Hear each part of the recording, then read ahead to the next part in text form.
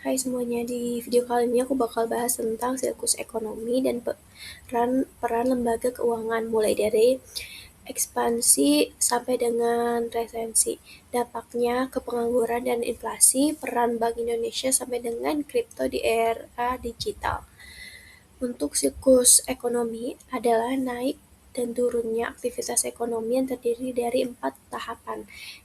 Yang pertama ada ekspansi, itu ekonomi tumbuh, lapangan pekerjaan banyak, pendapatannya itu naik.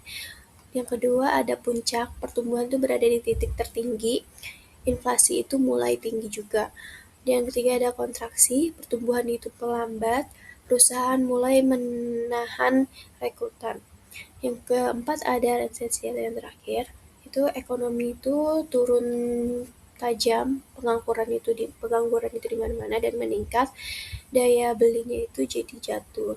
4 faktor tadi penggerak perpindahan tahapan adalah kebijakan moneter dan ekspektasi pelaku ekonomi, terutama melalui suku bunga.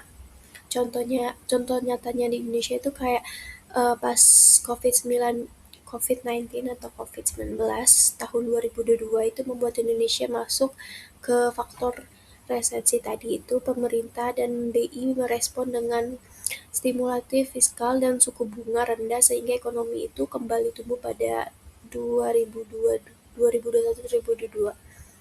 Untuk dampak siklus ekonomi pada masyarakat saat ekspandasi itu penganggurannya itu lebih rendah atau turun dan daya beli itu naik. Saat resesi itu PHK di mana-mana, inflasi rendah dan deflasi, daya belinya juga turun. Untuk strategi individu dalam menghadapi dampak negatif ini, kita harus mempunyai dana darurat yang bisa dipakai atau kita simpan. Yang kedua ada diverifikasi sumber pendapatan kita, dan kita menghindari hutang konsumtif dan investasi bertahap dan jangka panjang. Untuk peran lembaga keuangan sendiri, yaitu Bank Indonesia itu selalu menjaga stabilitas harga, nilai tukar, dan sistem keuangan melalui suku bunga, kebijakan, dan operasi pasar. Bank komersial itu biasanya menyalurkan kredit ke sektor real, dan lembaga non-bank itu asuransi atau dana pensiun itu biasanya menyediakan pembiayaan dan inovasi. Kebijakan BI itu mempengaruhi ekonomi lewat jalur suku bunga, kredit, konsumsi, dan investasi, dan juga pertumbuhan ekonomi. Untuk resiko lembaga keuangan di era digital, resiko utamanya itu adalah kejahatan cyber, kebocoran data, krisis kepercayaan nasabah. Untuk solusinya itu kita harus menjaga cybernya dengan kuat dan edukasi literasi digital, peningkatan edukasi literasi digital, dan juga pengawasan regulator yang ketat. Kripto sebagai alternatif uang, kelebihan kripto itu biasanya transparan atau akses global.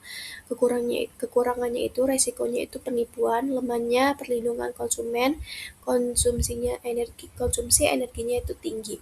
Kripto berpotensi menjadi alternatif aset tetapi masih belum bisa sepenuhnya menggantikan sistem keuangan konvensional karena risiko stabilitas dan regulasi.